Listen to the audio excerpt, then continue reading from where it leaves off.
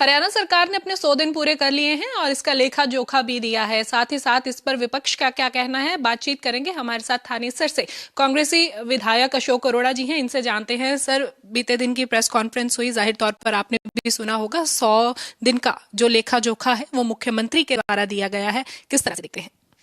मुख्यमंत्री जी ने कल प्रेस कॉन्फ्रेंस में 100 दिन का नहीं 10 साल 100 दिन का दिया है और सरकार को 10 साल 100 दिन ही हुए हैं। किसी भी सरकार के लिए 100 दिन का समय ज्यादा नहीं होता, परंतु अगर 100 दिन की ही चर्चा की जाए तो जो लोगों की मूलभूत जरूरत थी सरकार उसे पूरा करने में भी विफल रही है।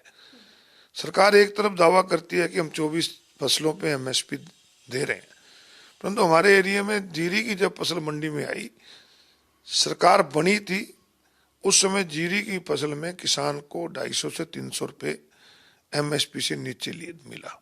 और विधानसभा में मैंने ये बात उठाई थी, मुख्यमंत्री जी से कहा था कि आप एक कमेटी बनाकर विधानसभा की चेक करा लो किस प्रकार से किसान को लूटा जा रहा है।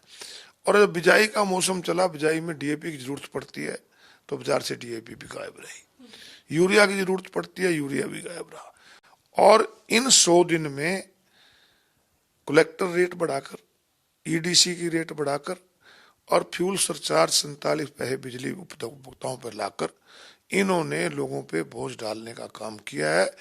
और इन 100 दिन के अंदर जो इनकी जॉब गारंटी थी वो भी कहीं ना कहीं बिखरती नजर आई। जब परमानेंट एम्प्लॉइज महकमों के अंदर गए तो जो वहां कौशल रोजगार में लगे थे उनको हटाने का काम किया। अकेले इरिगेशन डिपार्टमेंट में 1000 से ऊपर युवाओं को नौकरी से हाथ धोना पड़ा। सर, जिस तरह से बात हुई, इन्होंने कहा कि हमने अपना संकल्प पत्र दिया था, उसके अंदर जो वादे किए गए थे उनमें से 20 के करीब जो हैं वो पूरे कर दिए गए हैं। आप इसे किस तरह से देखते हैं कि क्या सच में वो चीजें 100 दिन के अंदर पूरी हुई हैं? कोई भी पार्टी जब चुनाव में जाती है, लोगों के बीच में जाती है, और जब लोग उन्हें सरकार बनाने का मौका देते हैं, उस पार्टी को अपने वादे पूरे करने चाहिए। ठीक बात है कि कह रहे हैं कि हमने कुछ वादे पूरे किए, परंतु कई वादे ऐसे हैं जो अभी धरातल पे उसको कोई नजर नहीं आ रहा। कांग्रेस के ऊपर भी लगातार जो है तंज कसे जा रहे हैं, खासतौर से बीजेपी जो है वो कसती हुई नजर आ रही है, क्योंकि नेता प्रतिपक्ष का चुनाव अभी तक नहीं हो पाया है। सरकार का कहना है कि हमने तो 100 दिन का लेखा जोखा भी दे दिया, पर नेता प्रतिपक्ष कांग्रेस अभी तक नहीं चुन पाई। ये कोई इस देश में पहली बार नहीं है कि नेता प्रतिपक्ष नहीं चुना गया। बहुत से ऐसे स्टेट्स हैं, जैसे कर्नाटक में बीजेपी 6 महीने तक नेता प्रतिपक्ष नहीं बना पाई थी। और नेता प्रतिपक्ष का फैसला हाईकमान के ऊपर छोड़ा हुआ, जल्दी हो जाएगा। परंतु विधानसभा के सेशन में आपने देखा, हर एमएलए अपने अधिकार से बात की, अपने क्षेत्र की बात की, प्रदेश के मुद्दे उठाए। और आगे भी बजट सेशन में पूरी तरह से विपक्ष जो है अपने लोगों की आवाज उठाने का काम करेगा। कांग्रेस के कई नेता जो हैं वो बीजेपी के साथ मंच साझा करते हुए देखे जाते हैं, इसे किस तरह से लेते हैं?